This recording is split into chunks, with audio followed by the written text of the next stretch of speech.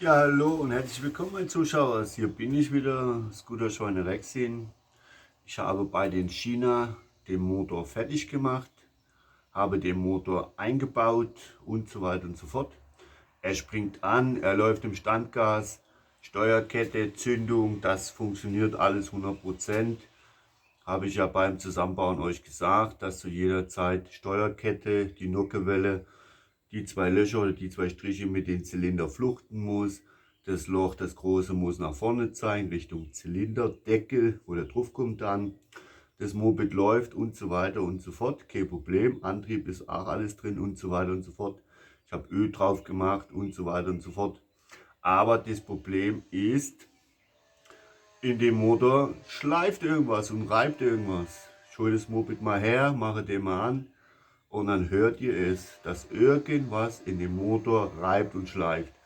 Wenn man das Ganze wieder einbauen tut in den Motorroller und so weiter, in den Motor, Kurbelwelle, Kolbe, Bläu und so weiter und so fort, dann merkt man es nicht. Die Kurbelwelle dreht sich frei, das Bläu ist frei und so weiter und so fort. Aber da reibt und schleift irgendwas. Irgendwas kann sein, die Steuerkette, dass nicht so viel rausgenommen worden ist.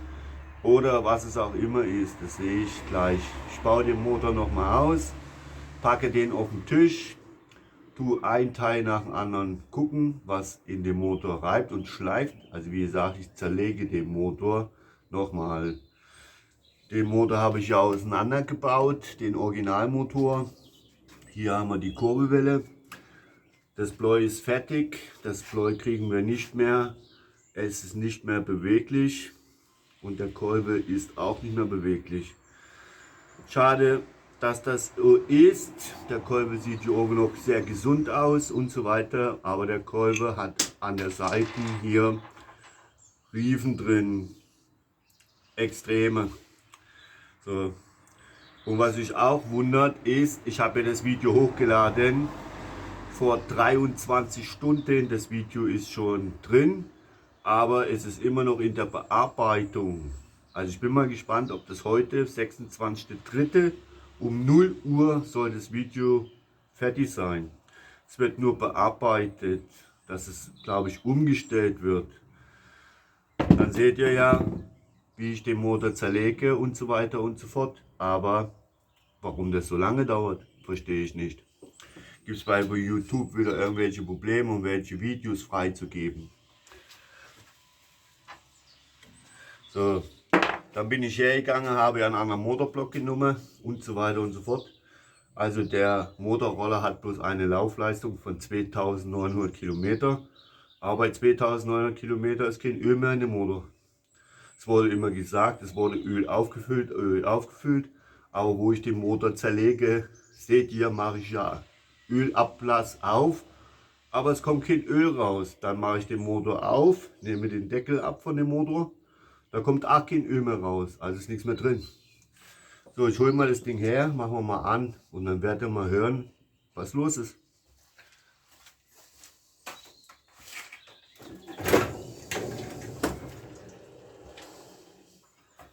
Da haben wir die.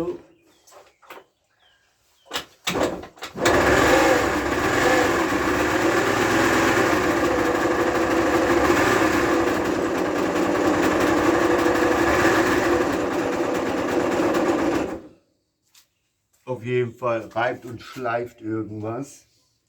Bei dem, deswegen gehen wir jetzt her, tun wir den Motor nochmal ausbauen und gucken, an welches Motorbauteil schleift irgendetwas. Öl habe ich drinne, ja, aber ich kann es nicht verstehen, warum der Motor nicht ruhig läuft. Den Motor baue ich aus, dann knalle ich mir den auf den Tisch, der hinter mir steht. Dann nehme ich alles ab. Wie gesagt, die Werkbank sieht schon voll hier. Ja, andere Lichtmaschine, anderes Lüftungsrad und so weiter und so fort. Es können viele Faktoren sein. Ich habe auch schon einen anderen Variomatic-Deckel hier hergelegt, weil der originale Variomatic-Deckel von dem Originalmotor, der ist hier unten beschädigt. Den kann man ja da unten nicht mehr anschrauben und so weiter und so fort. Und was ich auch festgestellt habe, ich habe ja einen anderen Variomatic-Deckel drauf. Da kommt ja dieses Ritzel in den Deckel rein. Und hier die Scheibe, das schleift in der Variomatic-Decke schon. Es ist nicht einfach immer nur China-Fahrzeuge, irgendwas drauf zu bauen und so weiter und so fort. Wenn man von mehreren Motoren irgendwelche Teile in den Motor einbauen tut, kann es sein, dass es immer mal ein bisschen, der Decke ist vielleicht vom Abstand weniger, der Bolzen ist etwas länger, die Kleintöse auf der Variomatic ist auch manchmal länger. Es gibt ja von 36 bis 39, gibt die ja lang. Ja. Bei denen ist auch ein 39er kommt noch was drin. Es ist auch viel zu lang und ich war in der Vermutung, dass vielleicht der Kickstarter schon reibt. Wir haben ja das Kickstarter-Ritze, was dann dagegen kommt in die Variomatic-Decke. Dieses hier kommt ja ein Kickstarter und ich habe gedacht, dass vielleicht an der Variomatic, wo der Motor angemacht wird, dass das vielleicht schleift. Aber das schleift auch nicht, es ist frei. Ja. Es könnte auch sein, dass das Lüftungsrad in der Lüftungsradabdeckung vielleicht irgendwo schleift, aber es ist auch frei. So, jetzt bauen wir den Kerl aus und dann schauen wir, was der Motor hat. Dann batsche ich den Motor einfach auf den Tisch. Dann tue ich einfach Benzin dranhängen. Hier habe ich noch einen Kabelbaum von dem Retro-Roller, den ich zerlegt habe, den Retro. Klatsche ich einfach alles drauf, was ich brauche, und dann versuche ich den Motor im ausgebauten Zustand immer zu starten, dass er ruhig läuft, nicht schleift, nichts, gar nichts. Vielleicht bin ich gezwungen, und auch einen anderen Motorblock zu nehmen. Liegen hier da hinten noch 2 Stück rum. Der eine ist ja von den GXM 550er, ist da noch einer dabei, und dann ist der Motorblock noch von den Retro-Roller. Der ist auch dabei. Ja. Und hier sind die Brocken von den Kymco-Roller, wo ich den Kymco gemacht habe. Der Kolbe sieht noch gut aus. Ja. Von den Kolben können wir zu jeder Zeit diese Kolbenringe nehmen, weil der Kolben ist ja, ne, hier kann man durchgucken. Hier ist das Ventil drin, ist ja alles kaputt. Der Zylinder sieht noch gut aus hier, den können wir noch nehmen. Jetzt weiß ich aber, warum derjenige die ganze Silikondichtung hier überall drauf gemacht hat. Jetzt weiß ich aber warum, weil hier nämlich die Dichtung zwischen den Kolben, wo der Kolbe läuft, eine Laufgarnitur, wo der läuft, ist nämlich die Dichtung da eingerissen. Aber naja, was soll's, werden wir sehen und so weiter und so fort. Wie gesagt, ich habe ja von dem Motor, habe ich ja Sachen verbaut, das war Euro 4 Motor, das Fahrzeug ist ja ein Euro 4. Und ich habe einen Motor eingebaut, das ist von Euro 1.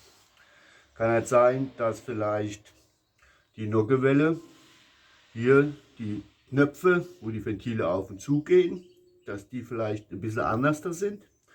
Dass ich vielleicht eine verbauen muss vom Euro 1, könnte sein.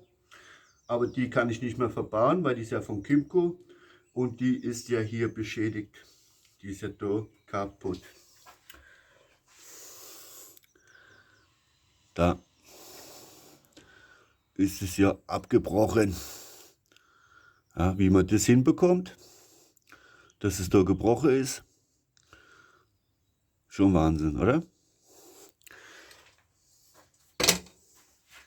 Und auch hier, das hier, die Lagerschale, wo die Nockenwelle reinkommt und so weiter und so fort. Das ist auch alles beschädigt. Das Gewinde ist auch kaputt hier, wo die Kerze reinkommt. Und so sieht das, wo die Ventile reinkommen, aus. Das ist auch schon alles kaputt. Ja. Das ist alles vom Kymco, klar. Und hier ist der Kolbe von dem Kymco Motor.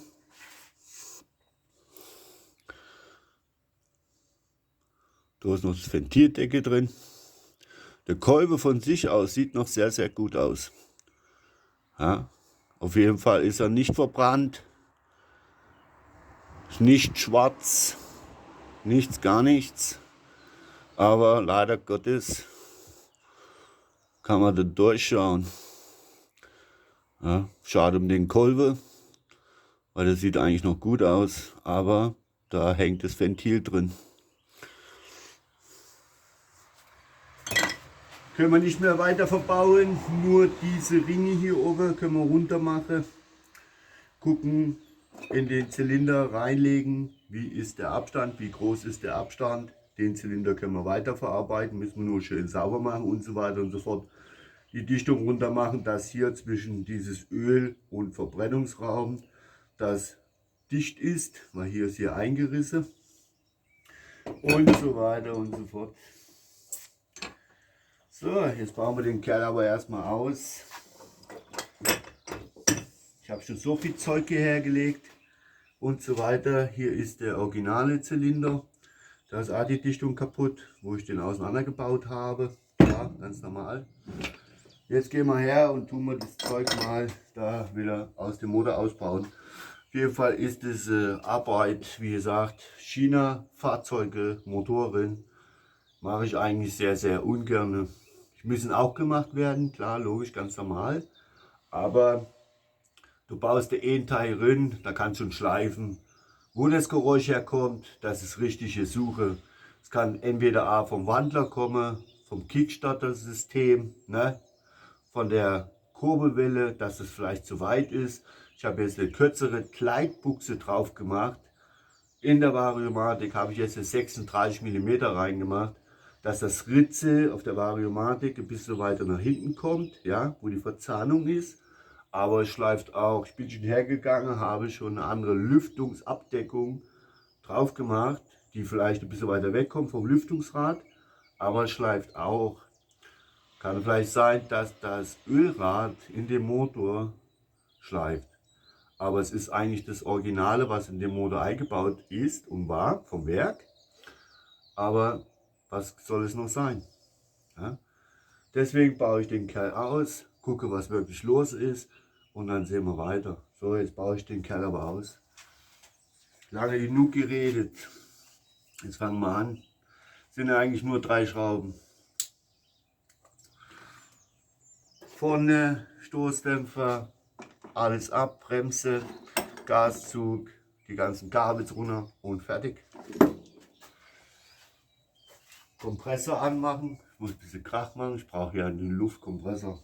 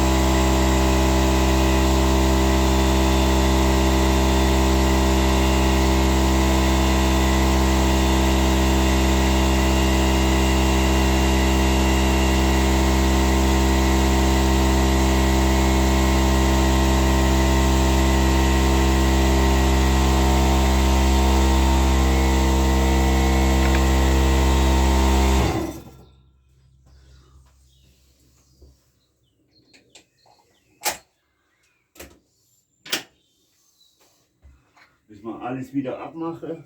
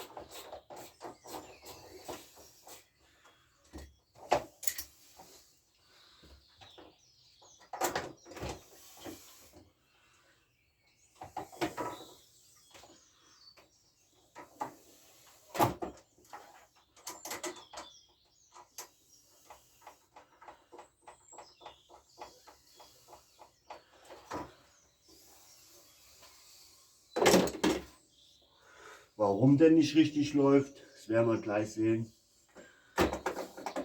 Deswegen baue ich mir den lieber aus, damit ich wirklich sehe, was los ist.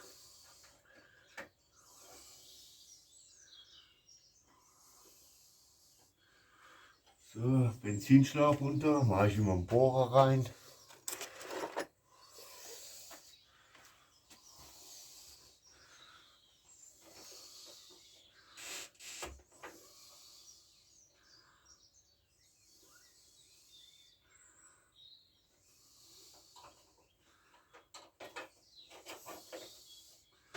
So, Gas ab.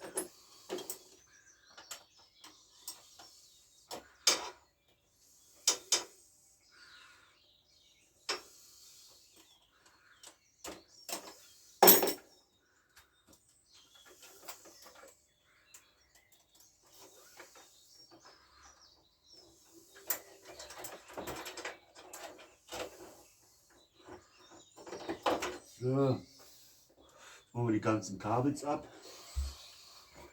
Wie immer.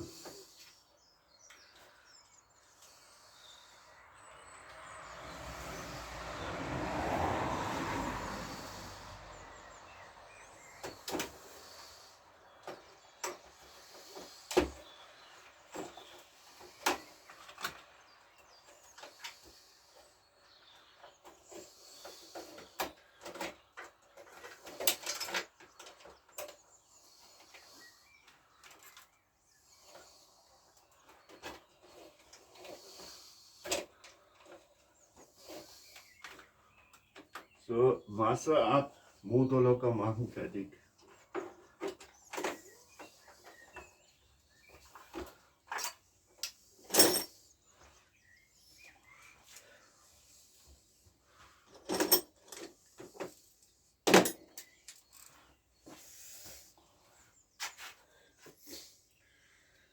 Und dann haben wir schon draußen dann 14er Nuss. Und dann weg damit.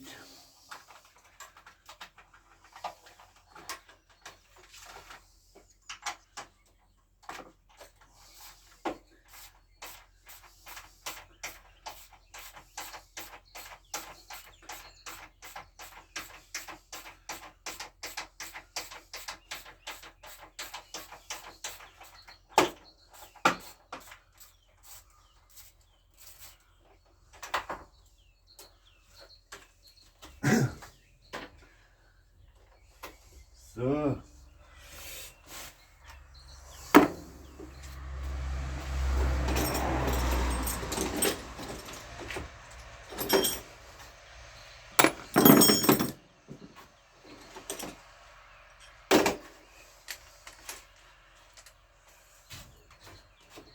Gleich draußen.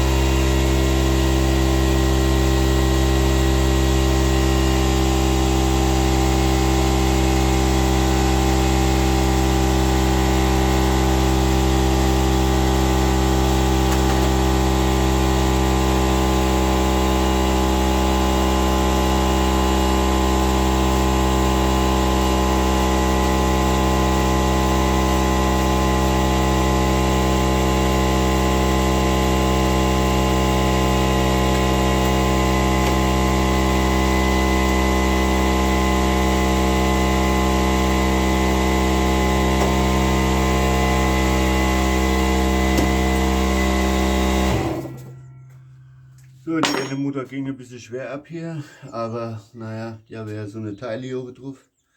Aber es war nicht mehr so viel Luft auf den Kompressor. Da muss ich sowieso mal nachgucken hier bei dem Ding. Da ist der O-Ring, glaube ich, nicht mehr so dicht, 100%. Schon Leidenschaft gezogen, das ist schon ausgedehnt. Da muss ich mal eine andere Kupplung kaufen. Ich habe zwar noch eine da, aber irgendwie ist es nicht mehr 100% dicht hier. Aber naja, was soll's, wenn man das öfters benutzt. Das Zeug. So, jetzt hänge ich den aus hier. Ich habe das mit den 2 Schrauben gemacht, mit dem Bolzen, der durchgehend, habe ich das nicht gemacht. Das tue ich immer austauschen, weil der Bolzen, der durchgehend durch den Motor, wo der gehalten wird, da hat immer Riefen drin. Deswegen geht er manchmal schwer raus. Deswegen habe ich 2 Schrauben gemacht. Jetzt gucken wir mal, dass wir alles abhaben hier. Und dann holen wir den da raus. Wie immer. Das haben wir ab, Kabels haben wir alle ab. Masse ist alles weg. Machen wir es nach oben hier. Zack, Benzinschläuche fort, das fort, das fort. Das haben wir. So, hängen wir uns aus, den Kerl. Wie immer.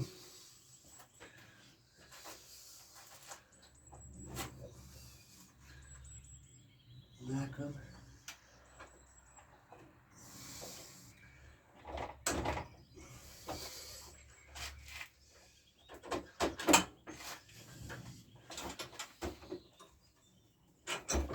Zack, hält mal weg. Jetzt kriegen wir den wieder an seinen Platz, wo er vorher war.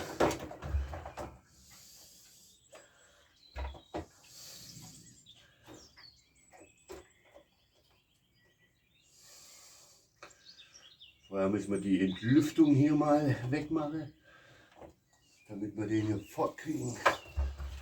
So, fort damit jetzt mal hier.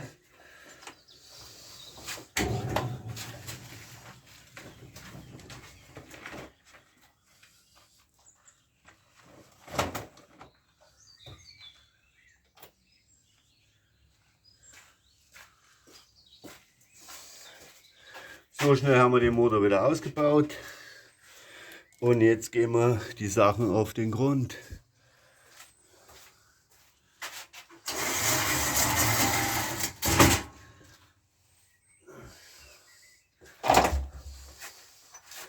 Ich habe das extra mit den 2 Schrauben gemacht. Das ist viel, viel besser als wie mit dem Bolzen.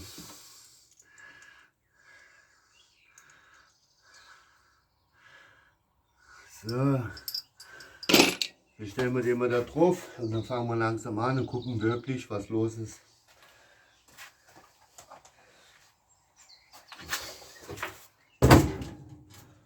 So, da steht er wieder. Können wir wieder aufmachen und wieder zerlegen, um zu gucken, was los ist.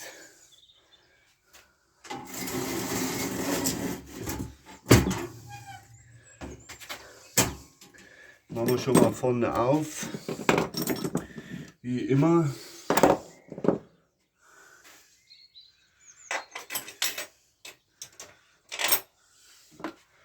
Was schleift, was reibt, keine Ahnung, was es sein kann.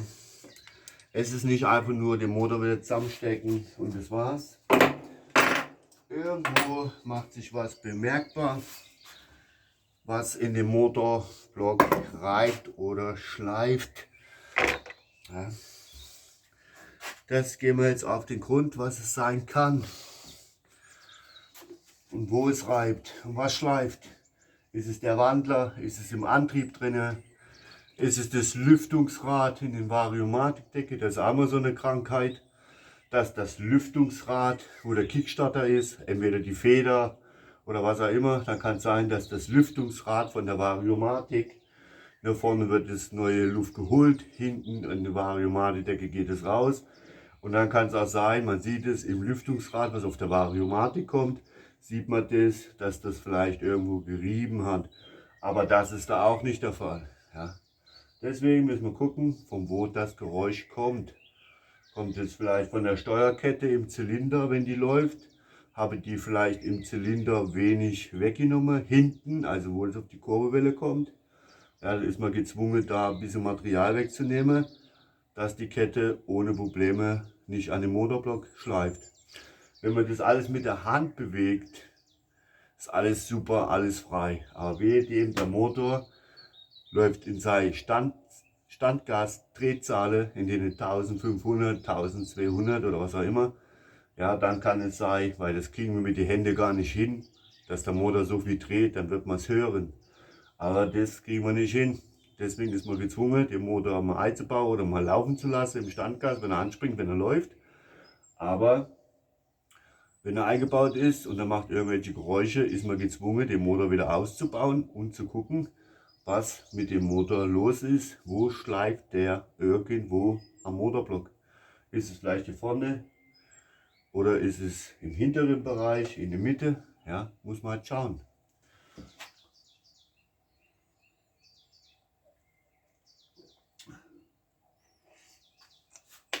Was ich schon alles probiert habe und gemacht habe und getestet habe, das glaubt ihr gar nicht.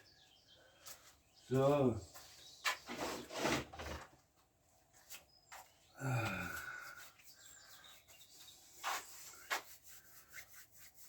So richtig Lust habe ich darauf nicht und keine, weil es ein bisschen nervig ist.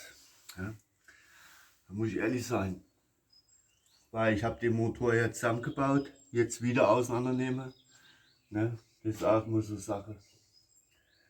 Aber wir müssen es machen. Bleibt nicht aus. So, machen wir einen Auspuff ab. Und dann schauen wir mal, was es ist. Also der Motor ist zu 100% dicht. Das habe ich geguckt vorher. Sonst würde der auch nicht im Standgas die ganze Zeit laufen, wenn der Motor nicht 100% dicht wäre.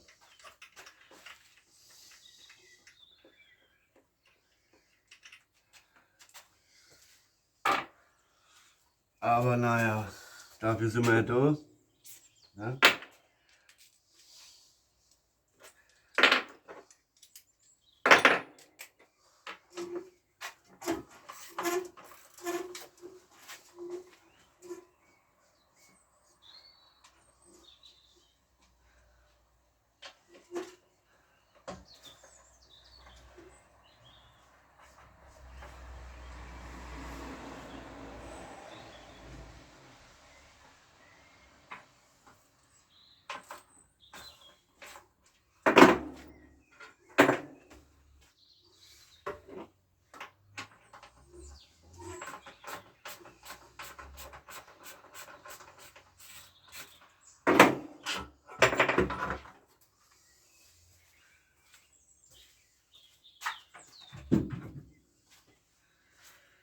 So, machen wir schon mal Verkleidung ab hier. Und den Vergaser, weil es halt Spaß macht, weil es schön ist.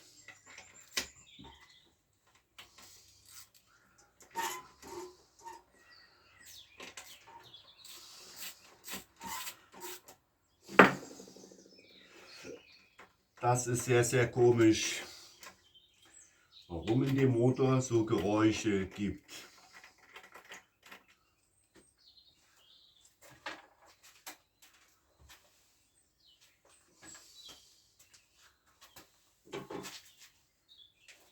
Ja, jetzt.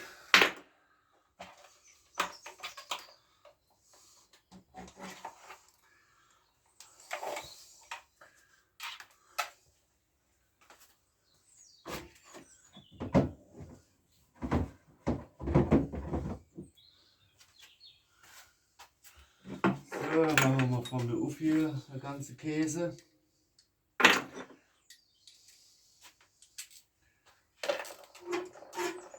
Vielleicht sehen wir hier schon was. Ich habe auch schon ein anderes Lüftungsrad-Abdeckung genommen. Falls alle Fälle so weit dran, dann habe ich eins genommen, wo es ein bisschen weiter weg ist. Aber das Geräusch ist immer noch da.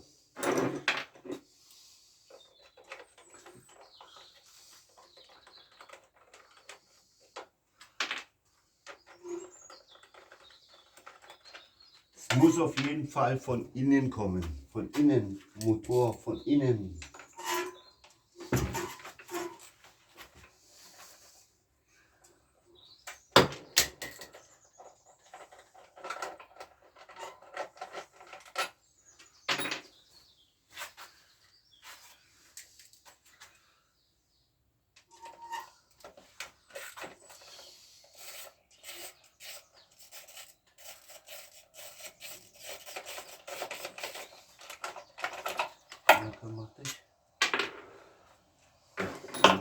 Und hier wird man dann auch sehen, wenn das irgendwo schleifen würde, wird man es sehen. Aber hier schleift nichts drin, gar nichts. Und hier sieht man auch keine frischen Spuren oder neue Spuren, sieht man auch nichts. Machen wir alles rein hier.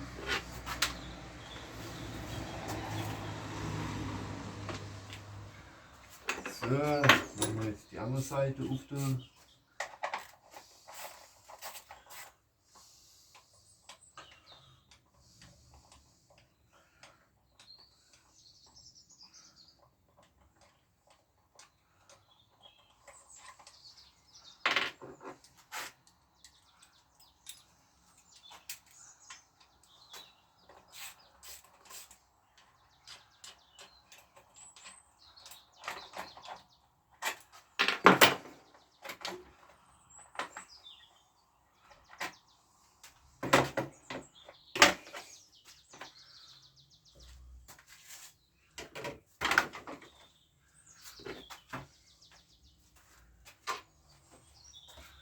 Wie gesagt, der Motor ist 100% hier überall dicht. Der ist nirgendwo undicht.